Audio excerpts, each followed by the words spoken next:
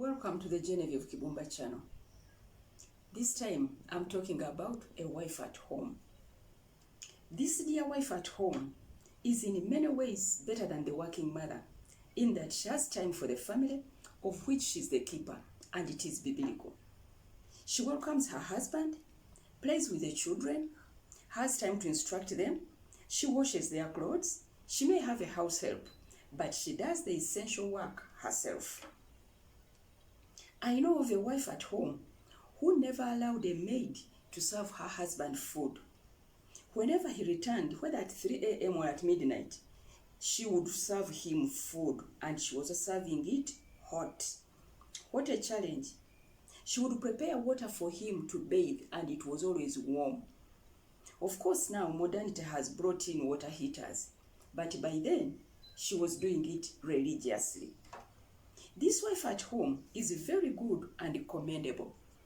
But then, dear wife at home, don't be a liability to your husband. Every time he returns, there is a list of grocery to usher him. You only change tactics. Today you tell him in the bedroom, face to face. Tomorrow you tell him another way. And when he frowns at the list, the other time you write the list and push it below the plate. Is it a love letter to him? Whenever he returns, he's expectant of a requirement ranging from tomatoes to your panties and facial appliances. The other time, it is a dress you saw as you were taking Bosco to school. The time he has taken you out for a change, you have ushered him other requirements and other needs. Wife at home, what are you becoming? Until when the man sees you, he sees only requirements. And some of these requirements are not really requirements, but you need money from him. So you either hike the prices of the requirements, or you ask for more and buy less. Now you are now becoming a liar and a thief. There is a better way of doing this, dear woman at home, wife at home. Instead of asking for fish, ask for the hook to fish. Instead of him buying tinned or canned milk, always ask for a cow so that you keep it at home, and with the time it will give you fresh milk. Instead of buying eggs always, buy chicken and rear them. The man will know you are actually thinking. Because of your constant demands, the man starts delaying to return. It also becomes an issue. You start suspecting him either rightly or wrongly. Now, on top of being a beggar, you start pecking him until the man feels he's running berserk, he's running crazy. So he starts drinking. When he comes home drunk, he finds fireworks at home. They are these women who stalk their husbands' phones, who stalk their husband wherever they go. Or even worse, they start checking their phones to see and call all the numbers they don't know. Woman, what are you looking for? You will surely get it, and I hope you will like it when you get it. Why don't you let sleeping dogs lie? You are not working. You need this man, and there you are antagonizing him. All the qualities he admired in you are being killed one by you, because you are being picky and pecky. Now, this working man has many friends, both men and women. Don't suspect all the women to be his lovers. And don't suspect all men to be the ones that are luring women for your husband. Where will you wind up? Instead, if he comes home with them, welcome them and serve them. Look happy, and please be friendly.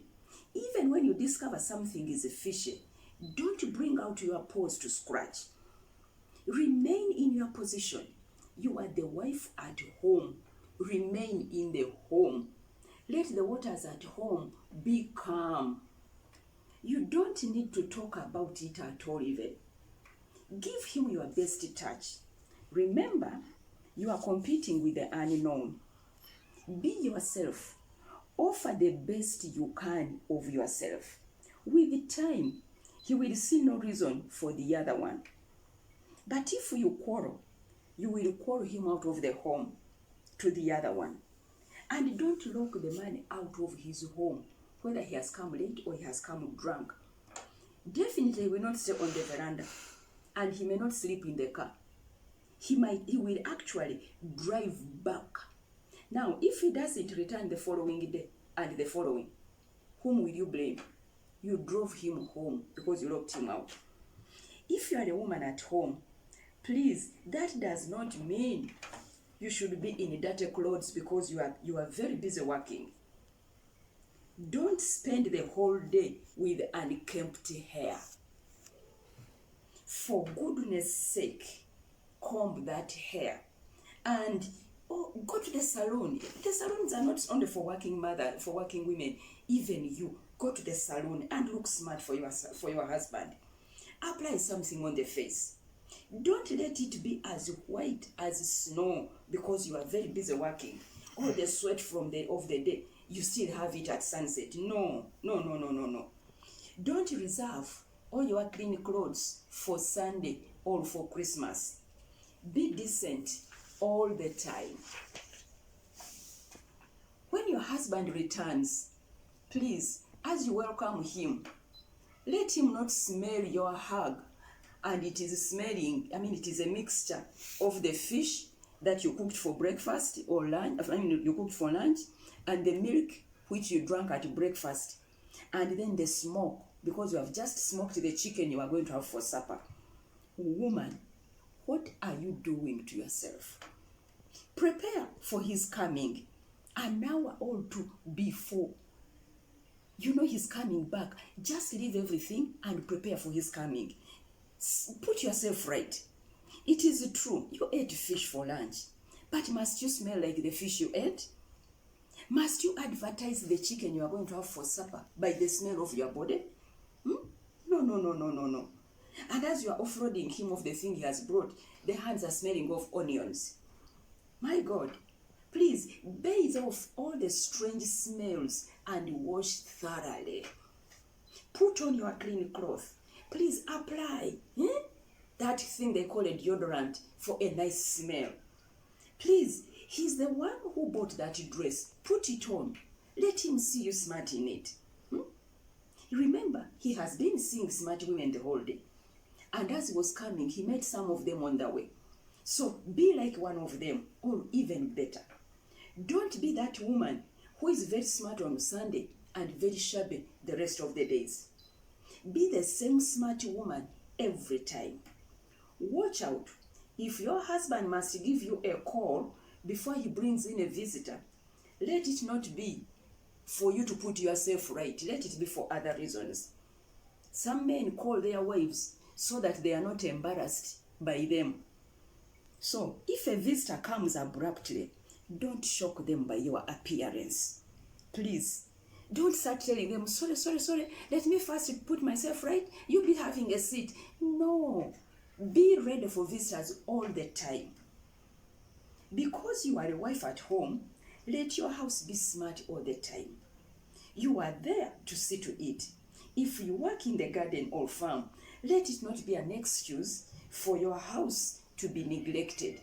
Don't leave it to the maid every time. Make the man love to return home. Have a happy face. Don't usher him with the problems before he even sits down. Give him a juice or a tea. Sit with him as he drinks. Be interested in what he's talking about. He's telling you something. If he had a rough day at work, let him find solace in you at home. If he has had a problem at work, don't start adding to it. My husband, I told you. The other day I warned you. You see? Please, feel for him. If he has made a mistake, like many of them will make mistakes, maybe he has strayed, win him back by your goodness. Revisit the qualities he first saw in you and renew them. Remember, he's not an angel. In his mind are still the qualities he wanted in you. He chose you over a working woman for some reasons. Please maintain the reasons. You are not inferior to the working woman unless you make yourself inferior. The working woman brings in more money from the job. For you, start bringing in more money from the things you are doing at home. You have time to instruct and take care of the home. Do it. Do not take your children to boarding schools, for goodness sake, especially at a tender age. Let them learn the basics from you. Let them learn from you how to cook, how to clean the home, and how to be presentable, and everything the family is expected to be. Do not use them to present needs to their father where you are embarrassed. Be a wife at home, a loving mother, and a good wife at that.